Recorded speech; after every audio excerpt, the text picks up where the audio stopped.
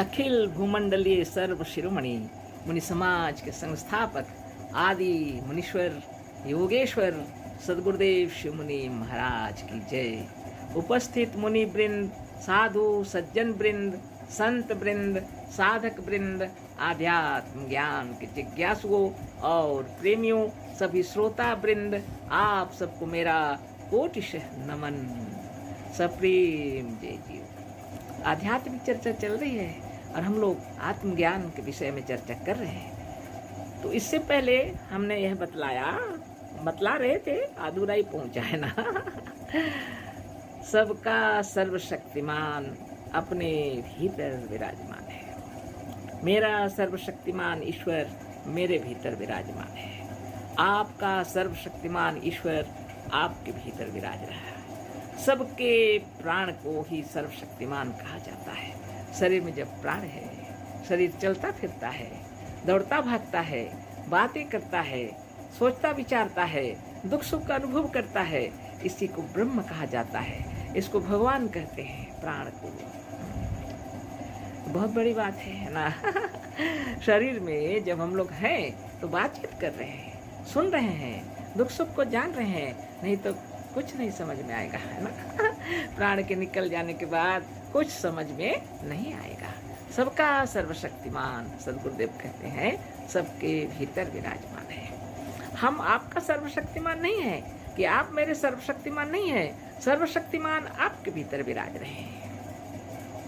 आपके शरीर को चलाने वाले, आपके शरीर को दौड़ाने वाले, आपके शरीर के सारे कार्यकलाप करने वाले आपके भीतर विराज रहे हैं। आप स्वयं शरीर के नस नस में, नाड़ी नाड़ी में रक्त संचारण करने वाले, हृदय की धड़कन जो उत्पन्न हो रही है, यह सब कराने वाले आप हैं ना।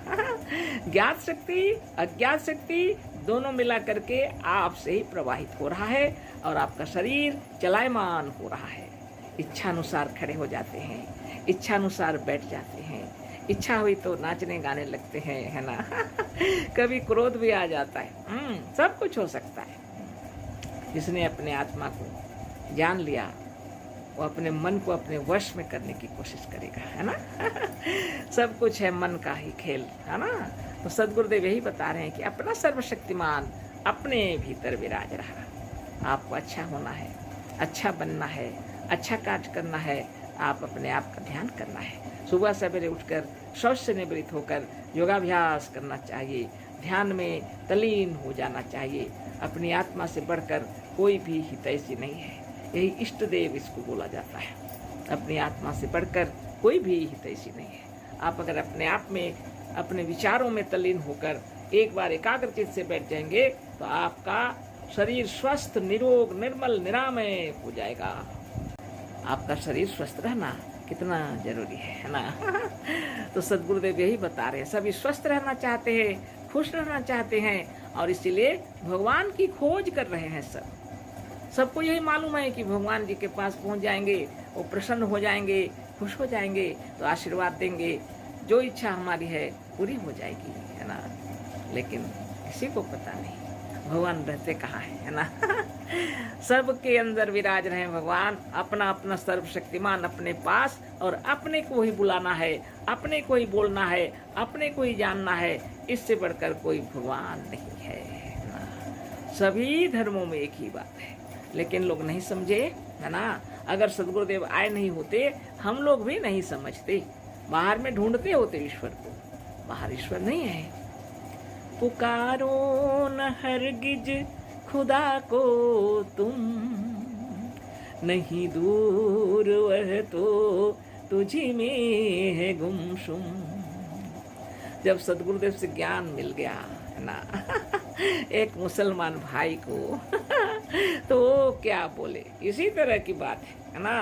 पुकारो न हरगिज खुदा को तुम, नहीं दूर वह तो तुझी में है गुमसुम, है ना।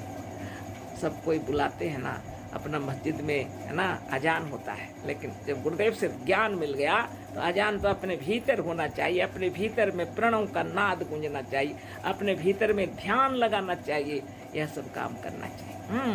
सदगुरुदेव का जब ज्ञान हो गया, शरीरम शिव मंदिरम, शरीर ही शिव का मंदिर है जब, तो बाहर क्यों भटकने जाएंगे।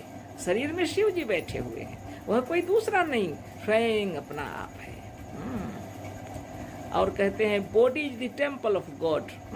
शरीर जब भगवान का मंदिर है तो उसको ढूंढना पड़ेगा, है ना। गिरिजा कहते हैं, इधर गिरजा जाते हैं लोग। गिरि मतलब पर्वत होता है, जा मतलब जाना।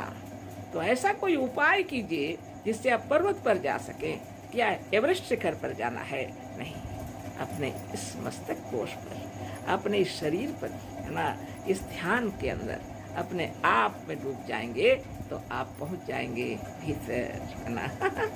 जब ध्यान हो जाएगा तो आप समझ जाएंगे कि body is in temple of God, सही लिखा हुआ है। तो सदगुरुदेव शिवनी महाराज आए और बतलाए, अहम ब्रह्मास्मि तत्त्वमसि, है ना, मैं ब्रह्म हूँ और तुम भी वही हो, है ना। और यही बात सभी लोग बतलाए, लेकिन हम लोग नहीं समझे और लड़ाई झगड़े कर रहे हैं, है ना। तो अपने आप को शुद्ध, निर्मल, पवित्र बनाने के लिए समय हमेशा तैयार रहना चाहिए। साक्षात ईश्वर सामने ही है। माता, पिता, भाई, बहन, गुरुजन, अड़ोसी, पड़ोसी, मित्र, बंधु, बांधव, सखा, ये सभी भगवान है। और समय अनुसार जैसे ही पुकारेंगे वो आ जाएंगे। उनके साथ अच्छा व्यवहार करना चाहिए, है ना। सप्रेम जय जीव, अशेष धन्यवाद, कोटिशः नमन। सद्गुरुदेव शिवमुनि महाराज की जय।